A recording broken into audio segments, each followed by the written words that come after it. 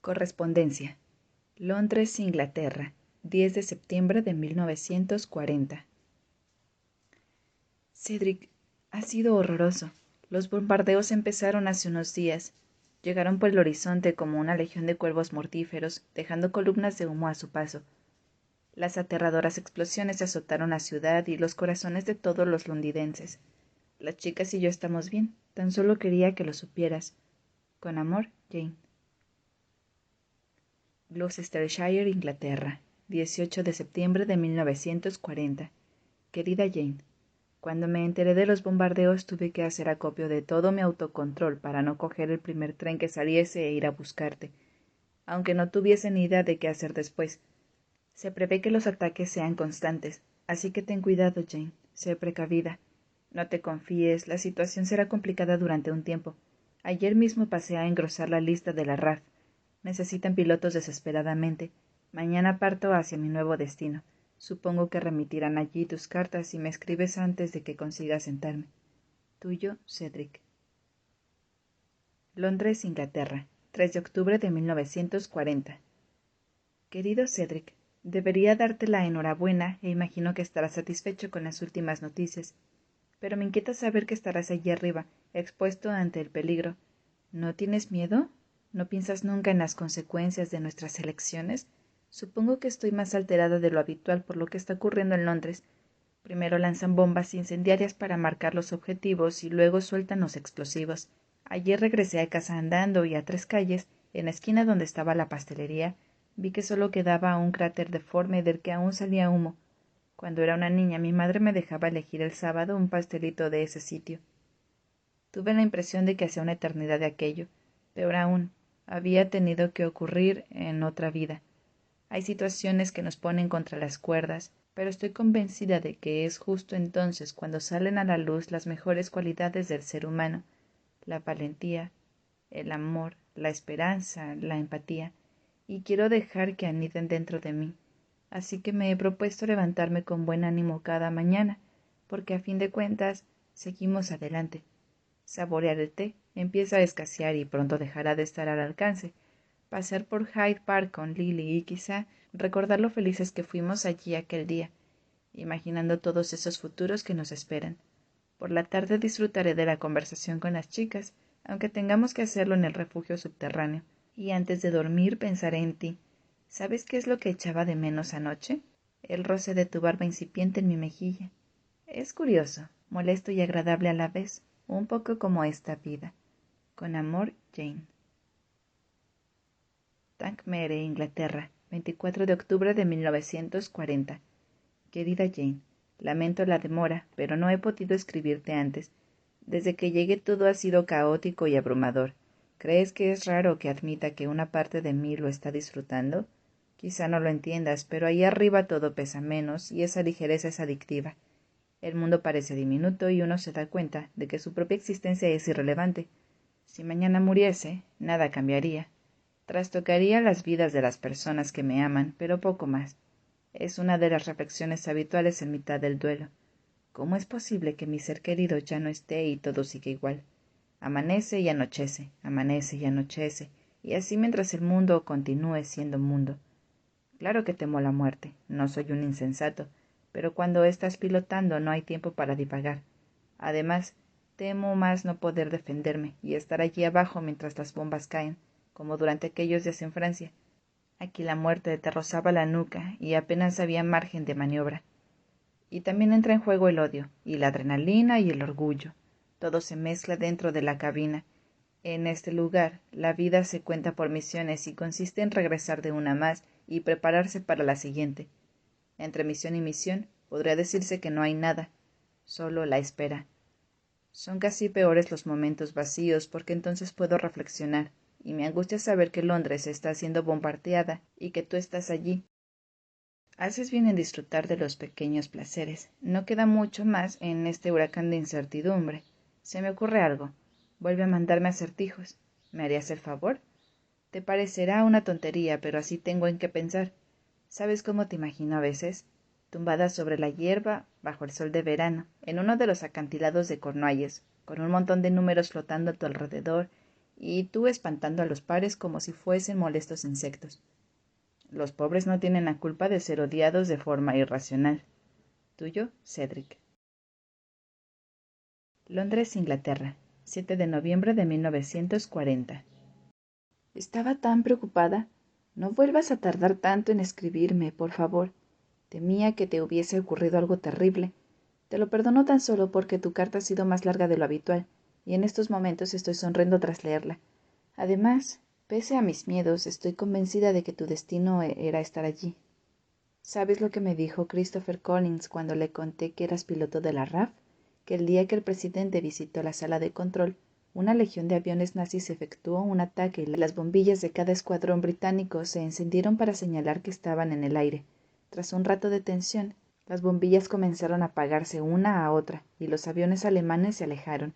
En el viaje de regreso en coche, Churchill dijo: «Nunca en el ámbito del conflicto humano tantos debieron tanto a tan pocos». En casa nada ha cambiado. Me aferro a la rutina y a la compañía de las chicas. El otro día la señora Mugridge vino a pasar el rato y nos contagió con la sabiduría de la experiencia y su sonrisa. March admitió que le cuesta hacer planes por miedo a lo que pueda ocurrir, y nuestra vecina le dijo que en el momento en el que los alemanes consigan doblegar el ánimo de los ingleses, habrán ganado una parte de la batalla. Creo que tiene razón. En la medida de lo posible, debemos resistir y hacer las mismas cosas que antes. He comprobado que una sonrisa genera otra sonrisa. Resulta contagioso. Un solo gesto tiene el poder de cambiar el ánimo de los demás. Son los pequeños detalles los que marcan la diferencia. Por ejemplo, la otra noche las chicas y yo fuimos a un baile y nos reímos hasta que se nos saltaron las lágrimas mientras Francie nos contaba los últimos avances con el hombre que le gusta. Te alegrará saber que al fin la ha besado. Es un milagro. Y tenías razón. Se trataba de una cuestión de timidez. Me hace feliz que me pidas más acertijos. No estaba segura de si debía seguir haciéndolo por miedo a que te trajesen recuerdos de Francia. ¿Preparado? Este es sencillo, tan solo de lógica. ¿Cuántas veces puede restarse el número 1 del número 1111? Con amor, Jane. Tankmere, Inglaterra, 21 de noviembre de 1940. Querida Jane, ¿puedo confesarte un secreto? Después olvidaré que he escrito estas palabras, volveré a mi puesto y no dudaré ni un instante. Pero a veces, solo a veces, me tiembla el pulso. No es por cobardía ni porque dude de lo que estamos haciendo. Es porque durante un segundo el odio se disipa como la niebla cuando amanece, y al distinguir a lo lejos un avión alemán, me pregunto quién estará dentro de él, si tendrá hijos, si sus padres lo echarán de menos, si lo esperará algún amor o si será buena persona. Luego la niebla vuelve a cubrirlo todo cuando oigo por la radio el grito del comandante. «Tally ho», y me preparo para atacar, porque de eso depende que sobreviva. Es un alivio poder hablar contigo de todo. Hay cosas que no soy capaz de compartir con los chicos de mi propio escuadrón. Tengo el presentimiento de que no lo entenderían, o quizás sí. Puede que todos pensemos y alberguemos dudas similares, pero no sepamos comunicarnos. ¿Quién sabe? Hoy me invade la nostalgia. No quiero adelantar acontecimientos, pero he solicitado unos días de permiso y es posible que en Navidad pueda ir a verte. Mándame más acertijos. Este era fácil. Tan solo puede hacerse una vez. En las ocasiones consecutivas se restaría al número 110, al 1109, al 1108. Tuyo, Cedric. Londres, Inglaterra, 7 de diciembre de 1940. Querido Cedric, ojalá te concedan el permiso. Estas semanas apenas he estado en casa. Christopher tiene mucho trabajo y he pasado más horas con Lily porque además se resfrió y tuvo que guardar cama. Es muy curiosa, así que hace muchas preguntas. ¿Cómo le explicas a una niña por qué estamos en guerra? ¿O por qué nos bombardean durante días? ¿O qué significa la muerte? Lily se cuestiona todas esas cosas y al compartirlo conmigo me obliga a reflexionar sobre ideas que tiempo atrás daba por sentadas. ¿Y sabes algo más? También le fascinan las matemáticas, pero a diferencia de mis padres, al suyo lo enorgullece ver sus avances. Ayer hablamos sobre el infinito. Es como los números ordinales, y el símbolo se parece a la curva lemniscata como un lazo. Lo usó por primera vez en sus estudios John Wallis, en el año 1655, para representar cuando determinamos elementos que no tienen límite. Me gusta pensar que nuestro amor es así. Ahí va un acertijo más. Traté de arreglar un reloj, pero me parece que no lo conseguí. Ahora la aguja pequeña funciona bien, pero el minutero se mueve en el sentido contrario, con una velocidad constante, de manera que pasa al lado de la aguja pequeña cada 80 minutos. Si a las 6:30 mi reloj da la hora correcta, ¿cuándo lo volverá a hacer? Con amor, Jane. Tangmere, Inglaterra, 18 de diciembre de 1940. Querida Jane, recibí una carta de Herbert hace unos días y aún estoy asimilando las noticias. La salud de Amy sigue siendo inestable y han decidido tomar medidas. Se van a mudar a Cambridge. Un amigo de Herbert lo puso en contacto con un neumólogo y van a tratar a Amy en el hospital Haddonbrook.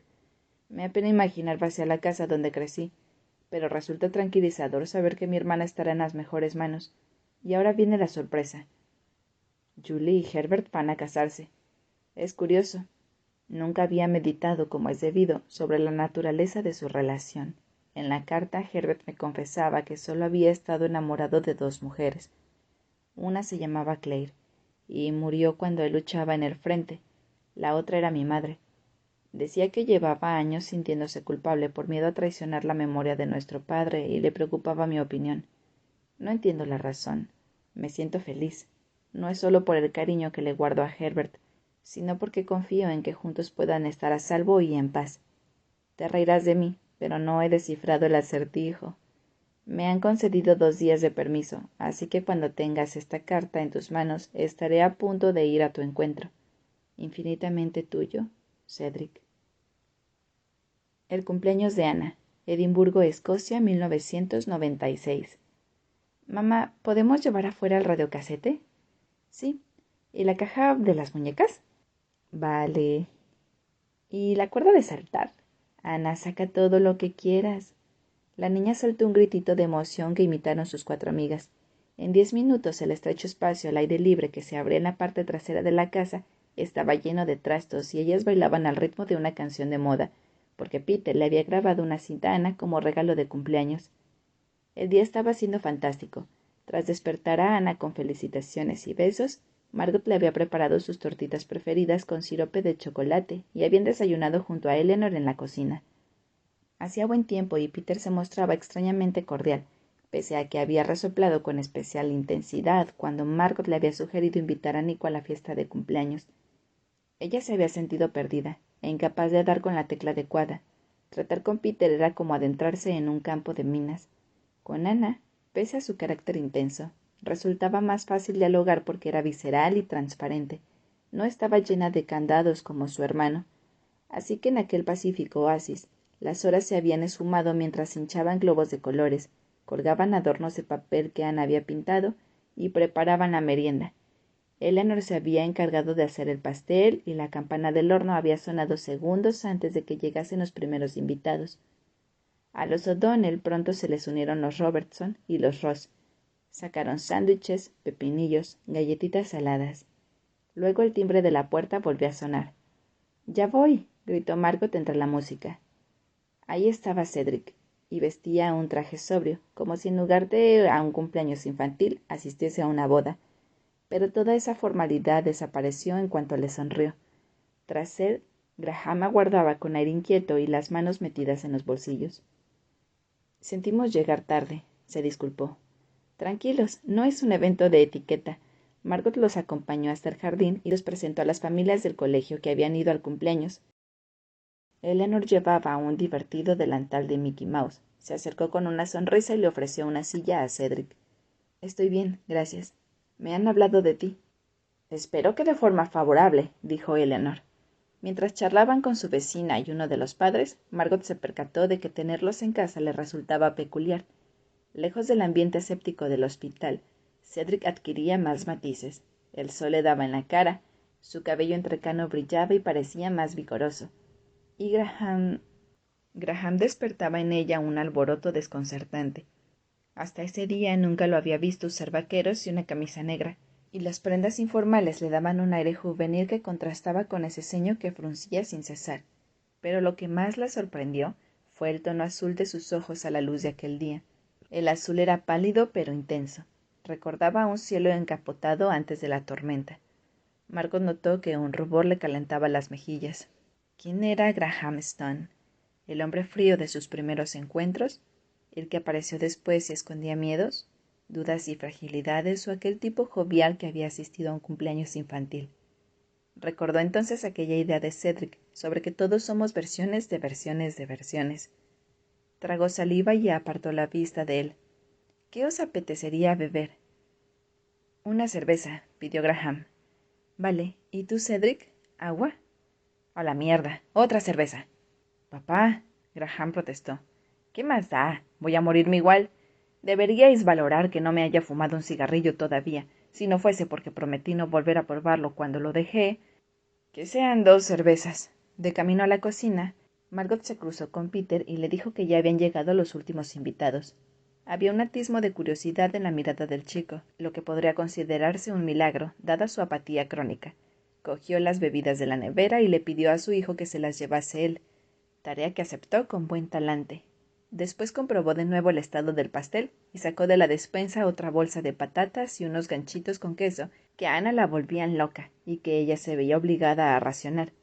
Al salir entrecerró los ojos ante la incómoda luz de aquel día que prometía acabar con lluvia. Vio a lo lejos a Cedric y Graham hablando con Peter. ¿Os apetece un sándwich? Preguntó. ¿De qué son? Graham miró la mesa. ¿Crema de chocolate o jamón y queso? Chocolate, aceptó Graham sonriente. La sorprendió su elección, pero se abstuvo de hacer ningún comentario. Que Graham fuese goloso era algo que le hacía gracia. Se sentaron a la mesa. Todos charlaron de forma distendida. Eleanor no dejaba de acercar los platos y los cuencos a los invitados, pese a que todos llegaban perfectamente. Los padres comentaban cosas relativas a las clases, las niñas y la función escolar de fin de curso de aquel año. Cedric cuchicheaba con Peter un poco más allá, así que Margot no alcanzaba a oír la conversación. Y Graham la miraba fijamente mientras se comía el sándwich. Desde el día en que lo había conocido había querido decirle que esa costumbre suya de observar a la gente casi sin pestañear resultaba incómoda, a menos que una se encontrase en una tensa reunión de negocios o ante un tribunal por haber asesinado a 23 gatitos. Margot tragó como pudo el pepinillo que se había llevado a la boca, bebió un trago largo de agua y después se obligó a mirarlo como él la miraba a ella. Puede que por orgullo, para que se diese cuenta de su propia actitud, o por mera diversión. Pensó que había pocas personas en Edimburgo que tuvieran menos en común que ellos dos, y sin embargo, allí estaban, entre niñas de voces agudas, padres predecibles, globos de colores, y en un barrio a las afueras de la ciudad que probablemente él no habría pisado hasta entonces. Deseó que Cedric valorase que lo hubiese acompañado a aquella fiesta infantil. Puede que Graham no fuese el hijo perfecto, pero ¿quién no era? Tampoco existían los padres perfectos. Estaba convencida de que los dos hombres albergaban luces y sombras y que serían capaces de solucionar sus diferencias si se comunicasen. Las niñas entraron en la casa y Clash aprovechó para escaparse al jardín y, con la lengua afuera, correr como un loco de un lado a otro. Intentó robarle a una madre una galletita salada y Margot se levantó alarmada para impedirlo. —Clash, eso no, no. —Ven, toma. Graham lo llamó con un silbido y el perro cambió su objetivo y se acercó a él. Buen chico, ¿un poco de jamón? Le ofreció un pedazo de uno de los sándwiches que había en la mesa y Clash ladró entusiasmado. Después dejó que lo rascase detrás de las orejas y se tumbó a sus piernas mientras los invitados reían. Cedric y Peter continuaban hablando un poco más allá, como si no se hubiesen conocido una hora atrás. —¿Lo has oído, mamá? —gritó Peter. —¡Tienen avionetas! —Sí, menudo vértigo. Mejor ahorrárselo —bromeó ella. Graham todavía estaba acariciando al perro cuando miró al chico y dijo: —¿Te gustaría montar en una como piloto? Tenemos clases de iniciación, y el único requisito es no tenerles miedo a las alturas. Peter se puso en pie como un resorte. —¿Qué? ¿En serio? Sí. A Margot se le encogió el estómago. No nos lo podremos permitir. Es un regalo, aclaró Graham. Gracias, pero debemos rechazarlo. Hubo un silencio incómodo que se extendió por la mesa y se rompió cuando Peter prorrumpió en quejas y resoplidos. Margot se levantó, recogió algunos recipientes vacíos y fue dentro. Procuró calmarse mientras colocaba el pastel en un plato. Estaba avergonzada por su actitud, pero también se sentía satisfecha. El orgullo se abría paso a codazos. Debía pensar en perspectiva. Solo los hijos de un puñado de ricos podían darse el lujo de asistir a clases para aprender a pilotar. Casi parecía una de esas cosas de película. Había hecho bien. Había tomado la decisión adecuada para su familia. ¿Puedo ayudarte? Graham la miraba con cautela. Temía decir alguna otra cosa incorrecta. Ella señaló con la cabeza el lugar donde estaban los cubiertos y le pidió que cogiese cucharas. ¿Este es el cajón que tanto odias? Sí. La sorprendió que recordase aquel detalle tan nimio, y lo observó con curiosidad mientras empujaba el tirador para encajarlo bien. Es imposible cerrarlo. Lo sé. Déjalo como está. Ya estaba a punto de salir cuando él dijo: Oye, siento el malentendido, pero creo que ha sido un poco dura ahí fuera. Peter solo es un niño y a mí no me supondría ningún problema enseñarle y... Dura será la caída contra el suelo cuando esas clases terminen y desaparezcas, porque entonces tendré que explicarle que era una ilusión transitoria y que, como mucho, si se porta bien durante todo el año y ahorra cada libra de su paga, podrá permitirse disfrutar de una bicicleta de segunda mano.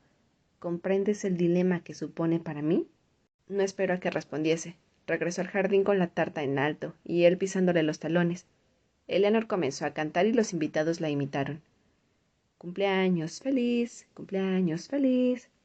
Ana cerró los ojos con fuerza cuando Margot la animó a pensar en un deseo, y luego, con los mofletes sonrosados por la emoción, sopló las velas. Sirvió pedazos de tarta de chocolate en platos desechables y una vez todo estuvo bajo control, se dejó caer en la silla libre que había junto a Cedric y se llevó a la boca una cucharada tras otra. Amiga, te noto un poco tensa. Estoy perfectamente. Margot tragó como pudo. ¿Y tú cómo te encuentras? Tienes buen aspecto. Pero si necesitas cualquier cosa... Me siento de maravilla. Gracias por invitarme. No hay de qué. Veo que has hablado con Peter. Sí, un chico interesante y listo, como su madre.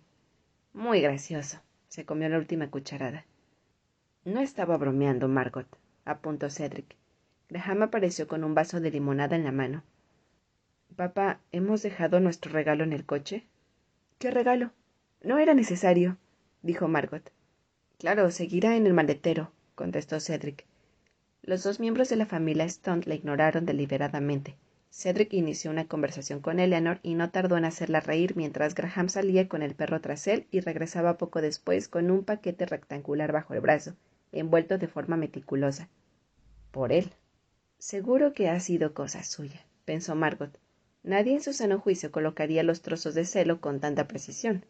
Ana estaba intentando ponerse los patines que le había regalado una de sus amigas cuando Graham se agachó junto a ella y le dio el paquete.